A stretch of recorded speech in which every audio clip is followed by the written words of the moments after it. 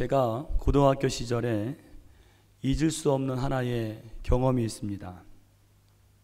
고등학교 2학년 첫날이 되어서 그 학생들이 새롭게 학급이 편성되었습니다. 그래서 모든 것을 새롭게 정하게 되었습니다.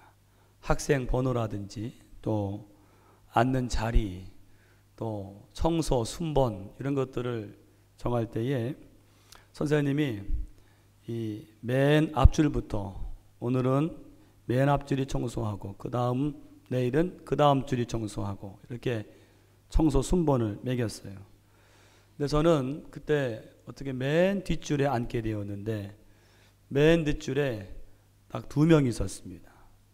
그래서 그 말을 듣는 순간에 제가 의문이 생겨서 손을 들고 질문을 했습니다. 선생님, 이 맨 뒷줄은 단 2명인데 2명이서 청소를 하나요? 질문을 했습니다. 그에 대해서 선생님이 뭐라고 답을 하셨어요. 기억은 안 나지만.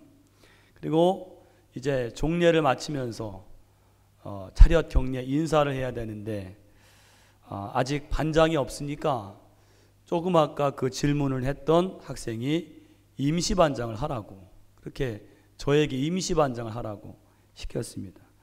그래서 제가 그 한 주일 동안을 임시반장을 했습니다.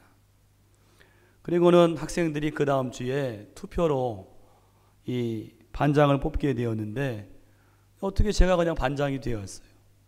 그래서 1년 동안을 반장을 하면서 제 이렇게 돌아보면 참으로 그 한 해 동안에 귀한 경험을 제가 하게 되었습니다. 여러분, 제가 이 학급에 반장을 하게 된 계기가 무엇입니까? 이유가 무엇입니까? 제가 공부를 잘해서도 아니고 또 어떤 리더십이 뛰어나서도 아니라 맨 뒷줄 그 자리에 앉아 있었기 때문입니다. 만약에 거기에 있지 않았더라면 제가 질문도 하지 않았을 것이고 그리고 반장도 못했을 것입니다. 여러분, 우리 삶을 보면 우리 사람은 내가 어떤 자리에 앉아 있느냐가 매우 중요한 때가 많습니다. 그것이 하나의 계기가 되어서 내 인생에 큰 전환점을 가져오는 경우가 종종 있다는 사실입니다. 성경에 보면 이 자리와 신앙은 매우 밀접한 관련이 있습니다. 여러분, 창세기 3장에 보면 하나님이 우리 인간에게, 아담에게 하신 최초의 질문이 무엇인지 아십니까? 최초의 질문, 인간에게 하신 최초의 질문입니다. 아담아, 네가 어디 있느냐? 내가 어디 있느냐? 이 질문이에요. 여러분, 이 질문이 뭘 묻는 것입니까? 이것은 바로 하나님이 우리 인간에게 영적인 자리를 묻는 것입니다. 영적인 주소를 묻는 것입니다. 아담아, 내가 어디 있느냐? 하나님은 오늘 이 시간도 우리 각자에게 이 질문을 하시는 줄로 믿습니다. 내가 어디 있느냐? 여러분의 영적인 자리는 어디이십니까? 하나님 앞입니까? 하나님 아니면 하나님을 떠나서 하나님이 원하시지 않는 그런 자리에 내 영적인 자리가 있습니까? 여러분, 죄는 다른 게 죄가 아니라 인간이 하나님 앞에 마땅히 있어야 할 그 자리를 이탈하는 것이 바로 죄인 것입니다. 그래서 여러분, 죄에 해당하는 헬라어가 하마르티아인데 하마르티아의 뜻은 뭐냐면 관역을 벗어나다예요. 이 궁수가 이 관역을 쏘지만은 그 화살이 있어야 할 그 자리를 벗어나는 것이 바로 죄라는 것입니다. 하나님이 우리 인간에게 정하신 그 자리가 있는데 우리 인간이 그 자리에 있지 아니하고 엉뚱한 자리, 죄된 자리에 있을 때 그것이 바로 죄라는 이야기입니다. 여러분, 시편 1편에 복 있는 사람은 하면서 소개를 하죠. 복 있는 사람은 어떤 사람이라고 하는가 하면 악인들의 꾀를 좇지 아니하고 죄인들의 길에 서지 아니하며 오만한 자의 자리에 앉지 아니하는 사람이 복 있는 사람이다. 다시 말하면 복 있는 사람은 잊지 말아야 하는 자리에 있지 않고 반드시 있어야 하는 그 자리에 있는 사람이 복 있는 사람이라는 거예요. 오늘 그런 의미에서 이 주일 아침, 이 이른 아침에 이 예배 자리에 있는 여러분들은 다 복 있는 사람들인 줄로 믿습니다. 여러분, 돌아가신 온누리교회 하용조 목사님 말씀 중에 이런 말씀이 있더라고요. 어떤 성도들은, 교인들 중에 보면 어떤 성도들은 정말 거의 매일 교회 출근하듯이 교회 오시는 분들이 있다는 거예요. 새벽에 나오시고 주일 예배에 나오시고 화요 성경 공부에 나오고 수요 예배에 나오고 금요 기도에 나오고 목요 속회에 나가고 거의 매일 나간다는 거예요. 그런데 그 목사님 말씀이 가만히 생각하면 이것이 복이라는 거예요. 거의 매일 교회에 나오다시피 하는 이것이 복이라는 그 이유가 뭔가 하면 그렇게 교회에 있고 하나님 앞에 있다 보면 그만큼 죄 짓는 자리에 덜 있게 되지 않겠냐는 거예요. 그 말씀이 맞더라고요. 여러분, 오늘 하나님이 원하시는 그 자리에 다 계심으로 하나님의 복된 사람들이 되시기를 간절히 축원합니다. 오늘 본문은 아브라함이 약속의 땅 가나안에 들어간 이후의 이야기입니다. 오늘 본문을 가지고 저는 뜻하신 그곳에 있기를 원합니다. 이 제목으로 함께 은혜를 나누기를 원합니다. 세 가지 말씀입니다. 첫 번째로 약속의 땅 가나안에도 기근은 찾아온다는 사실입니다. 약속의 땅 가나안일지라도 기근이 없느냐? 그렇지 않다는 거예요. 찾아온다는 사실입니다. 오늘 본문에서 우리가 먼저 주목할 말씀은 여러분 10절에 보세요. 10절에 그 땅에 기근이 들었으므로, 이 말씀입니다. 그 땅에 기근이 들었으므로. 여러분, 여기에 그 땅이 어디죠? 바로 가나안 땅입니다. 여러분, 가나안이 어떤 곳입니까? 하나님께서 아브라함에게 약속하신 땅이고 하나님이 뜻하신 땅입니다. 이 땅으로 가라. 여러분, 창세기 12장 1절을 보세요. 1절을 보시면 하나님께서 아브라함을 처음으로 부르시는 장면이지요. 여기 보면 하나님이 아브라함을 부르실 때에 두 가지를 말씀하세요. 하나는 떠나라, 또 하나는 가라입니다. 여러분, 1절에 보니까 떠나는 것은 어디를 떠납니까? 내 고향과 친척과 아버지 집을 떠나라. 여러분, 신앙생활은 무엇인가 하면 내가 하나님을 믿기 전에 내가 의지하고 내게 익숙하던 것에서 떠나는 것이 바로 신앙생활이에요. 내 고향과 친척과 아버지의 집을 떠나라. 또 1절 보니까 가라. 어디로 가라고 합니까? 1절 12장 1절 맨 뒤에 보니까 내가 내게 보여줄 땅으로 가라. 여러분, 하나님께서는 아브라함에게 야, 너는 저 아무개 어떤 지역으로 가라 구체적으로 말씀하지 않으시고 내가 내게 보여줄 땅으로 가라. 이 말씀이 무슨 뜻입니까? 다름 아닌 하나님이 내 인생의 길잡이가 되어주시겠다, 그 말씀인 줄로 믿습니다. 여러분, 우리가 인생을 살아갈 때 어디로 가야 할지 모를 때에 하나님이 여러분의 인생의 길잡이가 되신다는 사실을 기억하시기를 축원합니다. 오늘 그렇게 하나님의 인도를 받아서 아브라함이 도착한 땅이 어디입니까? 5절 보세요. 5절. 12장 5절 말씀을 같이 읽겠습니다. 아브라함이 그의 아내 사레와 조카 롯과 하란에서 모은 모든 소유와 얻은 사람들을 이끌고 가나안 땅으로 가려고 떠나서 마침내 가나안 땅에 들어갔더라. 아멘. 마침내 어떤 땅으로 들어갔다고요? 가나안 땅으로. 바로 하나님이 이 아브라함을 인도하시고 뜻하신 땅은 바로 가나안 땅이었습니다. 이 땅이 약속하신 땅이요 하나님이 뜻하신 땅입니다. 그런데 오늘 10절 말씀 보면 그 땅에 문제가 생겼어요. 어떤 문제가 생겼습니까? 아까 말씀드린 대로 그 땅에 뭐가 들었다고요? 기근이 들었으므로, 그 땅에 기근이 들었으므로. 여러분, 이 말씀 이상하지 않습니까? 아니, 이 땅이 다른 땅도 아니고 하나님이 이 아브라함에게 약속하신 땅이고 하나님이 뜻하신 땅이라면 다른 모든 땅이 다 기근이 들고 흉년이 들어도 이 땅만큼은 기근도 피하고 홍수도 피하고 풍년이 돼야 하는, 그게 맞지 않습니까? 그런데 오늘 말씀은 분명히 그 땅에 기근이 들었다라고 말씀합니다. 여러분, 그런데 이 이해 못할 이야기가 성경의 이야기만은 아닙니다. 오늘 우리의 신앙의 삶을 한번 생각해 보세요. 여러분, 우리가 예수 믿고 구원받고 천국을 얻은 것은 바로 약속의 땅 가나안에 들어간 것과 마찬가지입니다. 그런데 여러분, 우리가 예수 믿고 구원받은 후에 우리의 삶이 어떻습니까? 늘 기쁘고 늘 평안하고 만사 형통하고 순풍에 돛단 듯이 그런 삶인가요? 그렇지 않다는 것입니다. 여러분, 기억하세요. 약속의 땅 가나안도, 우리가 예수 믿고 구원받은 이후의 모든 삶도 약속의 땅 가나안이지만은 그 땅에도 기근은 없지 않다는 거예요.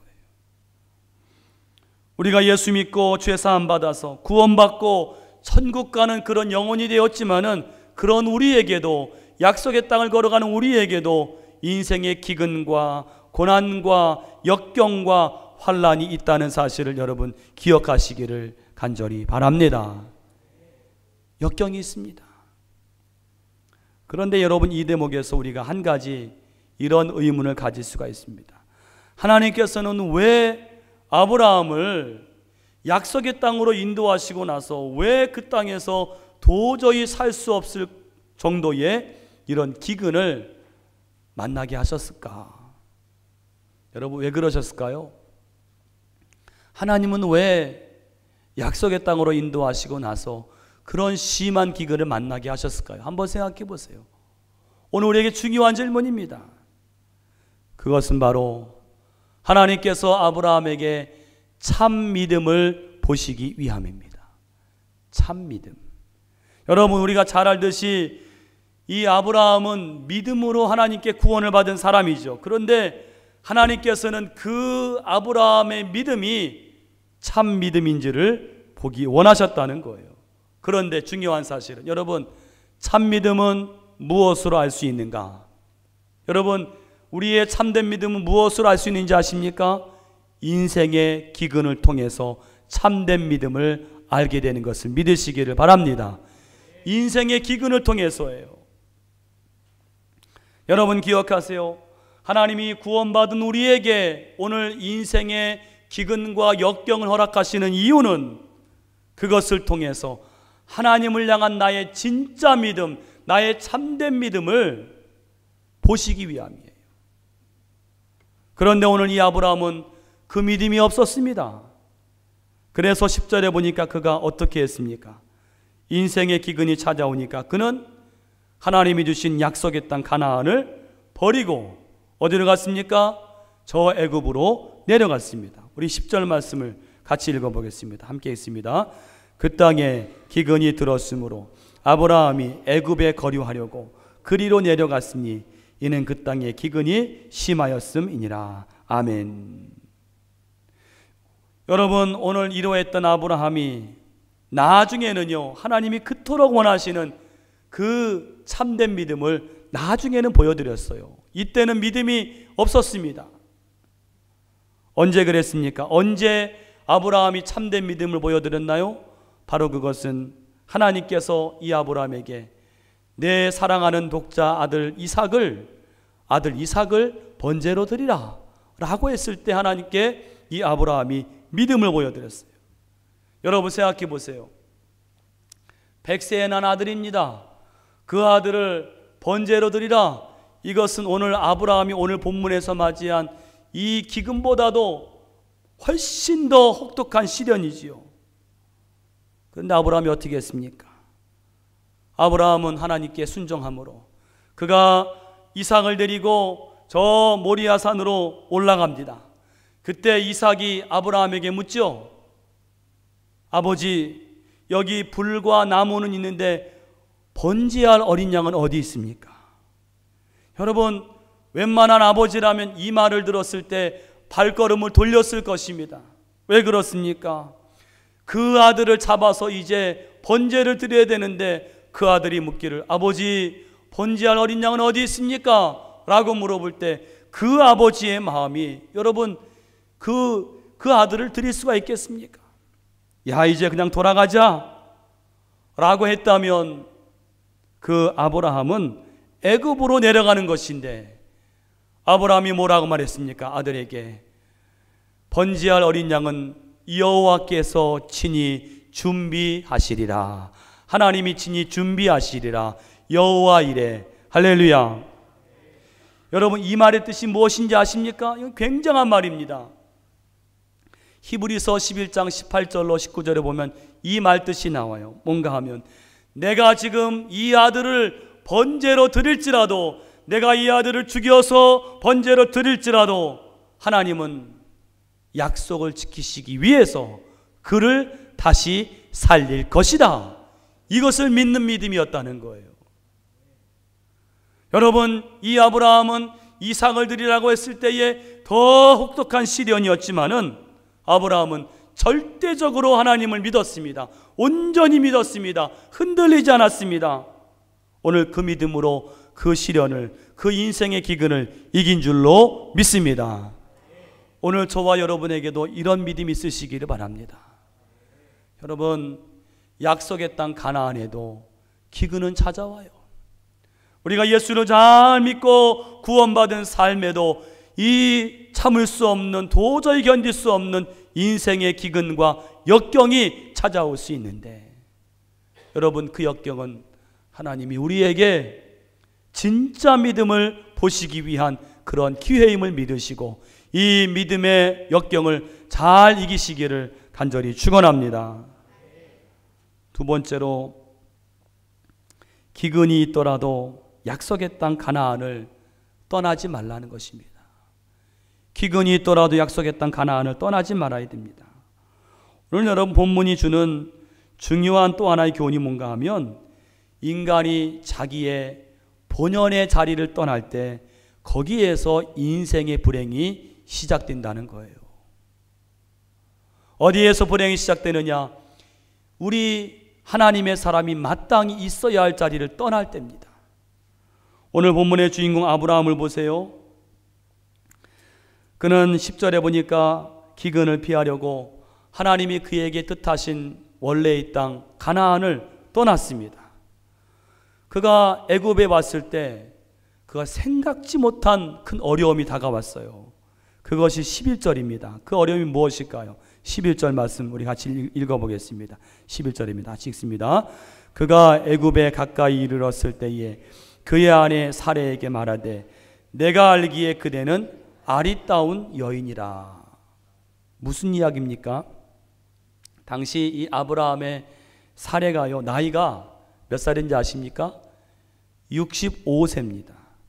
오늘 본문을 보면 이 사레는요, 굉장한 절세 미인이었던 것 같아요. 성경학자들은 말하기를 이 사레가 당시에 아직 출산을 하지 않았기 때문에 이 몸도 굉장히 젊은, 상당히 젊어 보였을 것이다, 그렇게 말을 합니다.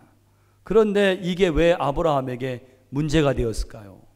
12절에 보세요. 12절 같이 읽겠습니다. 애굽 사람이 그대를 볼 때에 이르기를, 이는 그의 아내라 하여 나는 죽이고 그대는 살리리니. 무슨 말입니까? 아내 사레가 너무나 아리따운 나머지 다른 사람들이 당신을 내 아내라고 하면 나를 죽일 수도 있다는 거예요.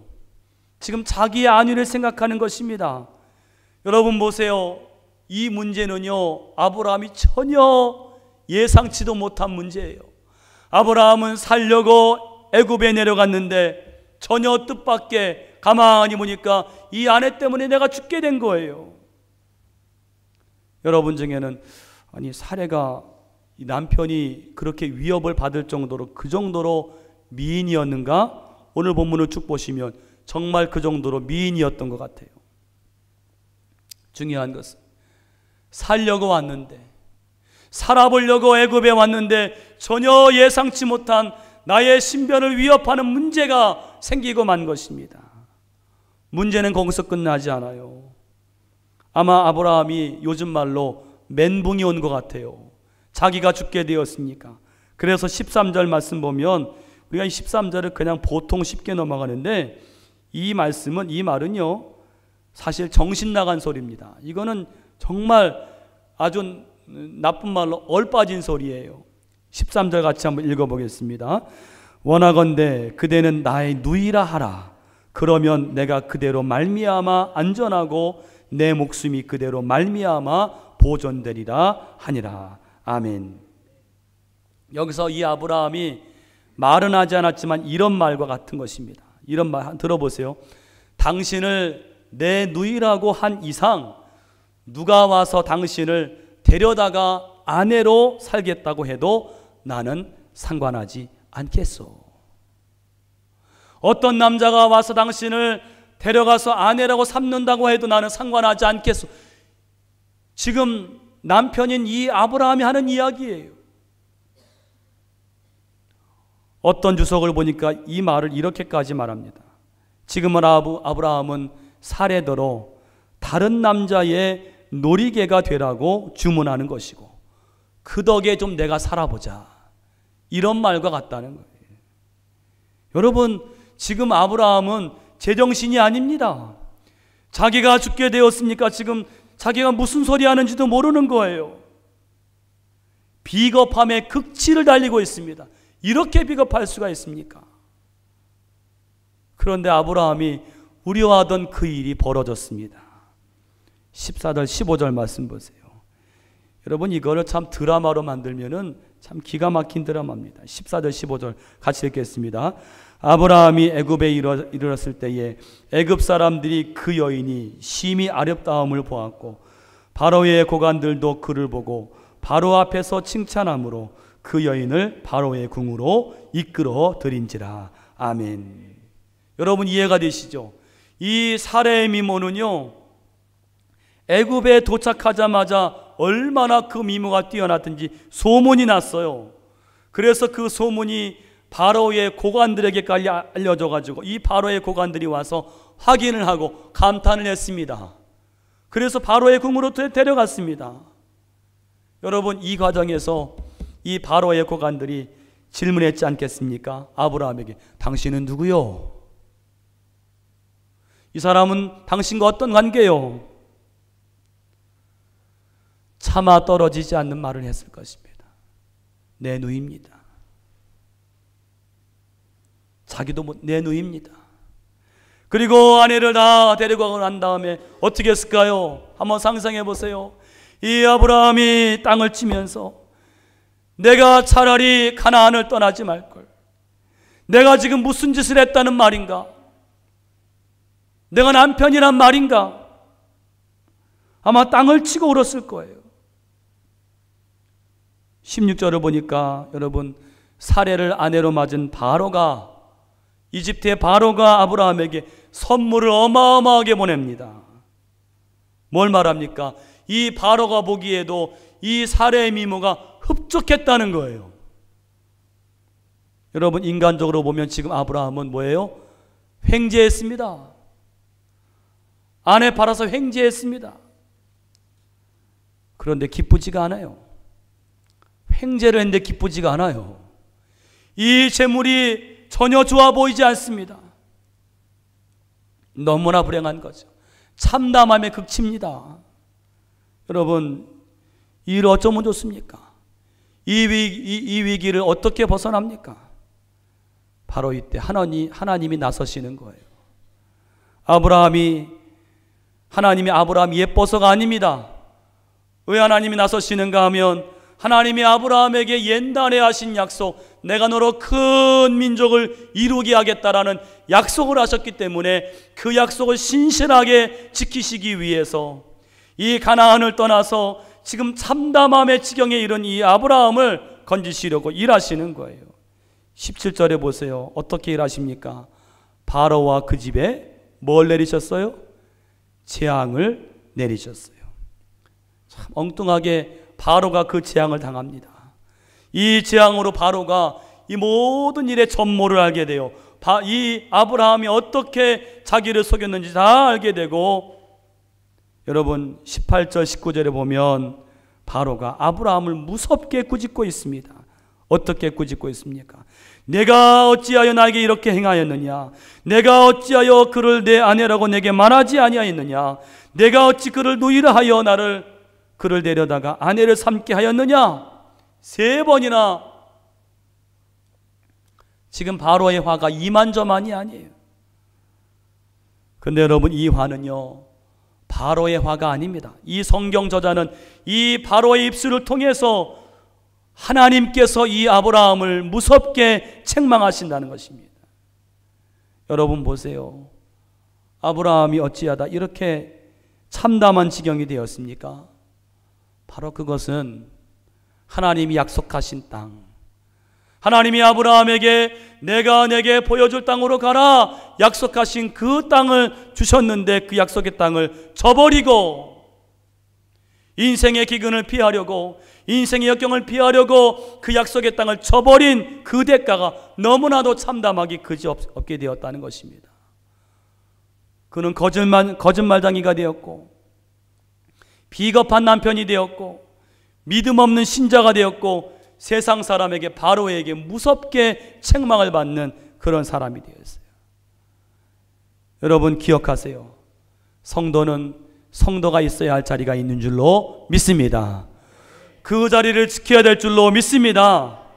여러분, 그 자리는 어떤 자리입니까? 신앙의 자리요, 하나님의 앞에 있는 자리요, 영적인 가나안입니다. 여러분, 우리가 영적인 가나안의 자리를 인생의 기근이 왔다고 해서, 인생의 역경이 왔다고 해서 하나님이 뜻하신 그 자리를 저버리고 세상의 자리로 나아갈 것 같으면 오늘 말씀처럼 내가 예상치도 못한 문제들과 어려움이 몰려온다는 거예요. 부끄러움을 당하는 것입니다. 세상이 우리를 책망하는 것입니다. 여러분, 삼손을 보세요.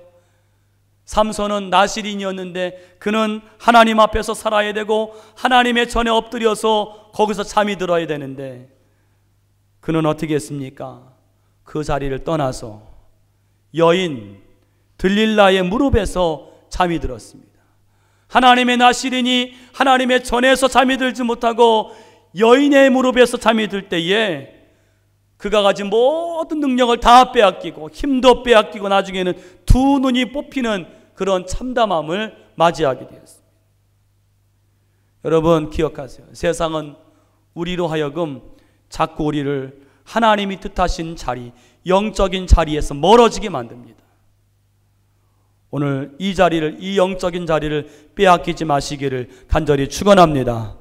이 마지막이 가까울수록 우리는 하나님을 사모하는 자리, 영적인 자리를 더욱더 사모해야 돼요.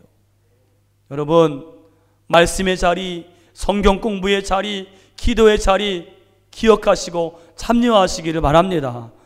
우리 금요일에 요즘에 우리 디모데 선교 회원들이 간절히 나와서 기도하시는데 얼마나 좋은지 모릅니다. 우리 영적인 자리를 사모하심으로 나오셔서 하나님 앞에 기도하시고 그 자리에 주시는 하나님의 놀라운 은혜를 경험하시기를 간절히 축원합니다.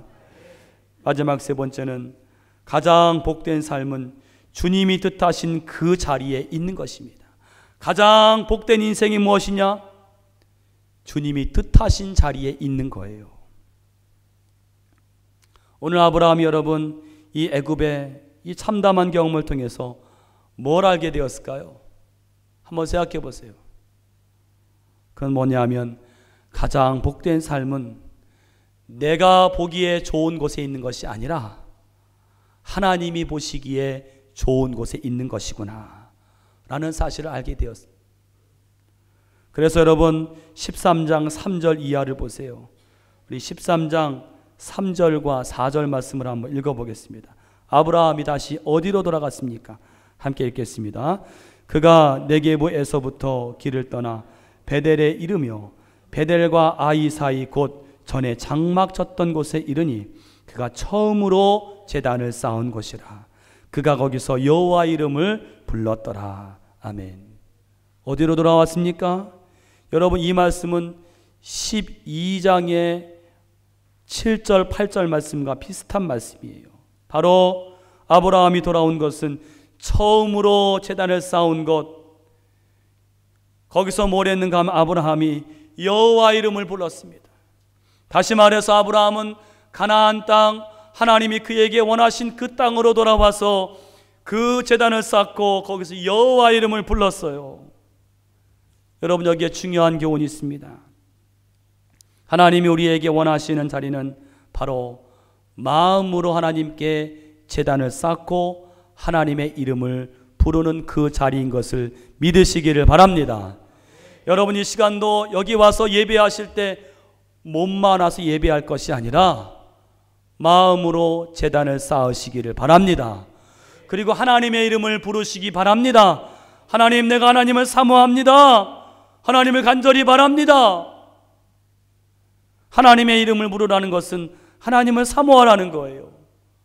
그럴 때 여러분, 이 자리가 하나님이 우리에게 뜻하시고 바라신 그 자리가 되는 줄로 믿습니다. 지난 주간에 미국 메이저리그에서 뛰는 우리나라 그 추신수 선수가 있는데, 이 추 선수가 한 미국인 가정을 경기장으로 초대한 게 뉴스가 되었습니다. 미국인 한 가족을 경기장으로 초대했습니다. 엄마와 그 아이들 한 너댓 명이 같이 초대가 되었어요. 사연인즉 그 가정의 한 꼬마가 야구 경기장에서 홈런볼을 받기 위해서 거기서 홈런볼을 칠 때에 아주 열심으로 단단히 글러브를 준비하고 이 추신수 선수가 홈런볼을 칠 때에 우연히 그 꼬마 있는 대로 이 홈런볼이 떨어졌어요. 떨어질 때 이 꼬마가 글러브를 잡으려고 했는데 이 글러브를 맞고 튕겨나가서 옆에 있는 우리 한국인 관중에게 그 볼이 갔습니다. 그 볼 경쟁에서 그만 지고 말아서 그 관중이 그 공을 가져가 버렸어요. 그 공을 잡은 관중은 막 환호하고 기뻐하는데, 이 아이는 자기 글러브에 공이 맞고 떨어진 거를 이 아주 망연자실하게 우는 모습이 이 카메라에 잡혔어요. 나중에 이 추신수 선수가 그 장면을 보고 마음에 감동이 되었어요. 얼마나 저 아이가 속이 속상할까. 그래서는 연락을 해서 그 꼬마의 가족들을 다 경기장으로 초대해서는 그를 안아주면서 자기가 직접 공에 사인을 해주면서 배트까지 주면서, 사인을 해줘서 배트까지 주고 선물들을 주면서 안아주면서 괜찮다고. 여러분, 볼 하나를 위해서도 이렇게 야구공 하나를 잡기 위해서 그렇게 최선을 다하고 그것을 놓칠 때에 눈물을 흘릴 정도로 열정을 가지니까 그 스타 선수가 그 아이를 초대해서 그에게 사인을 하면서 공을 주고 배트를 주고 그 자리가 헛되지 않고 홈런 타자가 나를 초대하더란 이야기입니다. 여러분, 볼 하나도 이렇게 열망하는데 오늘 우리는 하나님을 예배할 때에 얼마나 이 자리에서 하나님의 은혜를 내가 받기 위해서 열망하고 있습니까?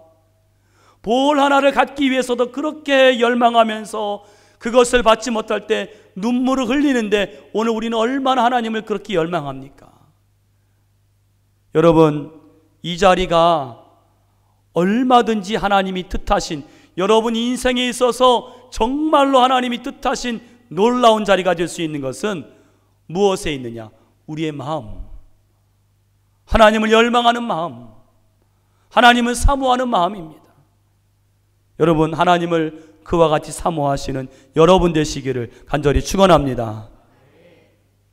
오늘은 우리 감리교회를 처음 창시하신 이 존 웨슬리 목사님의 회심을 기념하는 주일입니다. 여러분, 우리가 이제 감리교회를 다니는데 누군가가 그 존 웨슬리가 어떤 사람이요? 라고 물어보면 답할 수 있어야 돼요. 이 존 웨슬리 목사님은 원래 여기 많은 앵글리칸 처치 영국 성공회의 목사였습니다. 그런데 그는 청교도인 어머니 영향으로 굉장히 경건을 아주 실천한 사람이었어요. 그 한 예로 그가 대학을 다닐 때 그 대학 안에서 홀리 클럽이라는 클럽을 만들, 사람들을 모아서 신성 클럽 운동을 벌였습니다.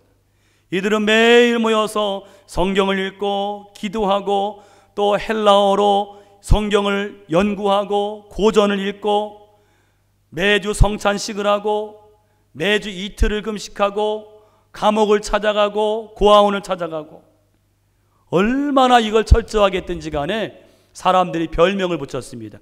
규칙쟁이다. 얼마나 규칙을 지키는 규칙쟁이다. 메소디스트. 그래서 감리교가 메소디스트가 된 것입니다. 근데 여러분, 이렇게 철저하게 신앙생활을 했던 웨슬리가 충격을 받은 사건이 하나 있습니다.